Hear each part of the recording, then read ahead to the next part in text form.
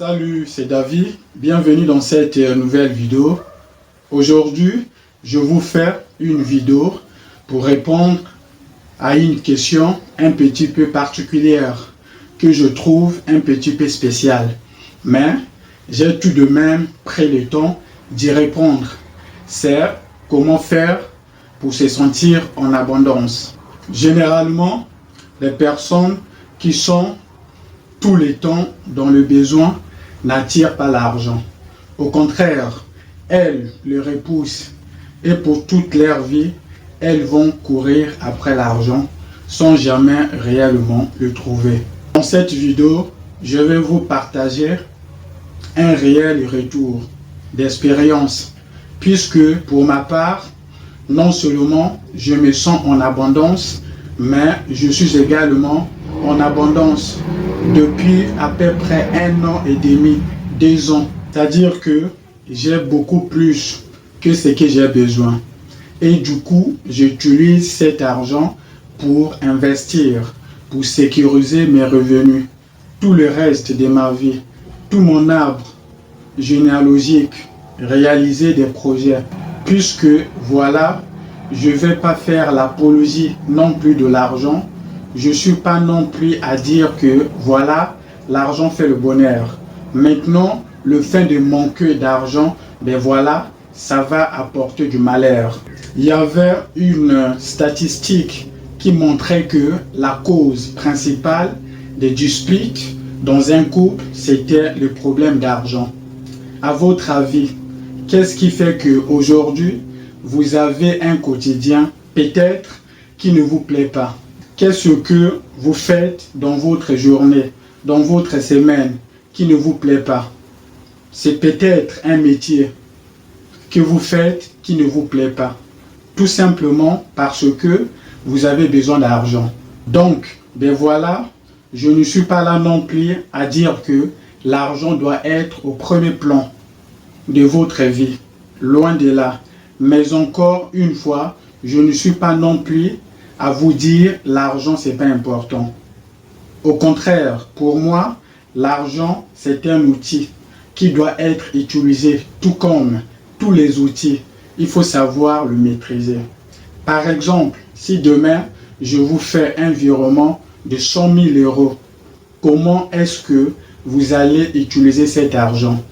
Est-ce que vous allez l'utiliser pour sécuriser votre indépendance financière? Est-ce que justement vous allez acheter tout et n'importe quoi? Qu'est-ce que vous allez faire réellement de cet argent?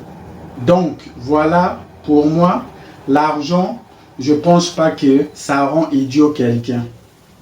Au contraire, pour moi, quelqu'un, il reste identique, qu'il ait beaucoup d'argent ou qu'il n'en ait pas beaucoup.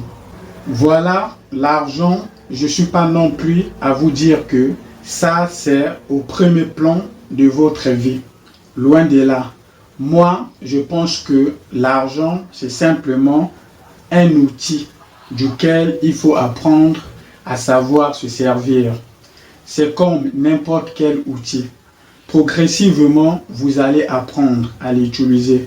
Vous allez au départ mal l'utiliser. Tout comme moi, au départ, j'avais de l'argent, je l'utilisais très mal. J'achetais des vêtements inutiles, j'achetais de l'alcool dans les boîtes de nuit. Pour des gens auprès du cul, je n'avais strictement rien à voir. Et au fur et à mesure, avec le temps, on commence à réfléchir, on commence à rationaliser. On s'est dit, ok, j'aurais peut-être utilisé comme ça, j'aurais peut-être faire ceci, j'aurais peut-être faire ça, etc. Et c'est vraiment avec le temps qu'on apprend à utiliser. Et à l'inverse, une fois que vous avez donc l'argent, c'est-à-dire que une fois que vous avez la somme que vous avez déterminée, que vous aviez besoin ou de laquelle vous aviez envie pour réaliser ce que vous souhaitez réaliser, eh bien, je pense derrière, il faut travailler son sens du ressenti de l'abondance. C'est-à-dire que, par exemple, je connais beaucoup d'amis qui gagnent des grosses sommes d'argent et qui pourtant se sont toujours dans le besoin. Donc, ça, c'est le sentiment d'abondance. C'est-à-dire que, voilà, je connais des personnes qui gagnent 3000 euros par mois et qui, pour elles, se sentent largement en abondance. C'est-à-dire qu'elles ont largement plus que ce qu'elles ont besoin. Et voilà, elles sont très bien comme ça. Maintenant, il y a des personnes qui gagnent 100 000, 200 000, 1 million d'euros par mois et qui pourtant se sont toujours dans les besoins. Donc, je pense également que attirer l'argent, c'est juste la première étape dans un processus de bien-être. Puisqu'une fois que vous avez l'argent, il faut sentir que vous l'avez, que vous n'êtes plus dans le besoin. Et voilà que vous pouvez tout simplement ralentir les choses. Maintenant, je vais vous parler du concept d'abondance.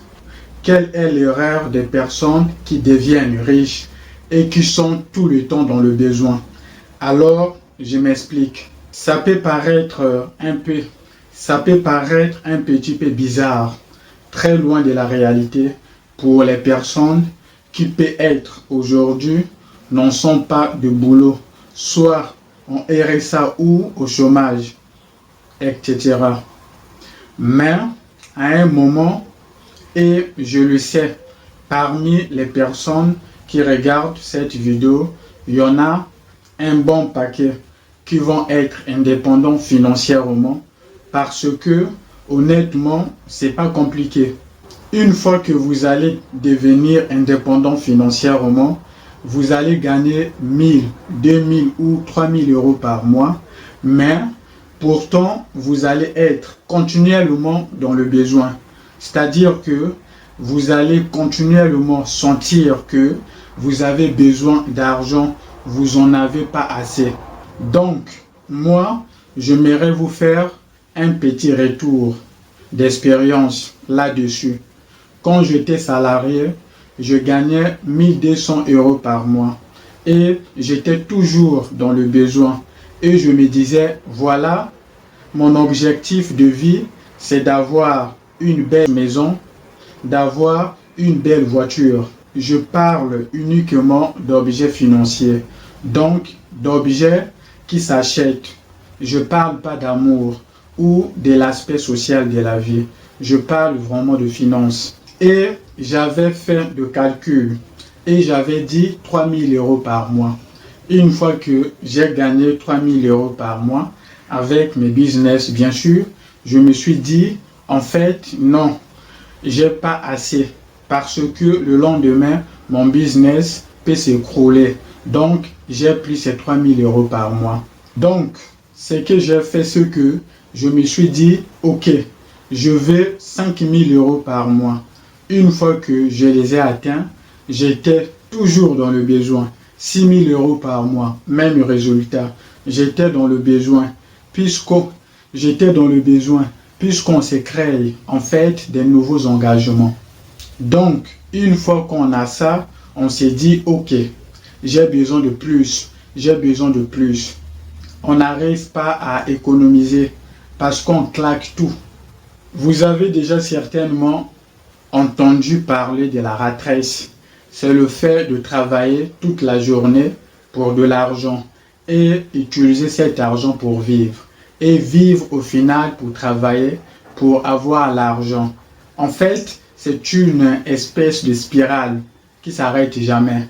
On est un tout petit peu emprisonné dans ce truc-là. Vous avez une espèce de deuxième course, entre guillemets. C'est la course des entrepreneurs.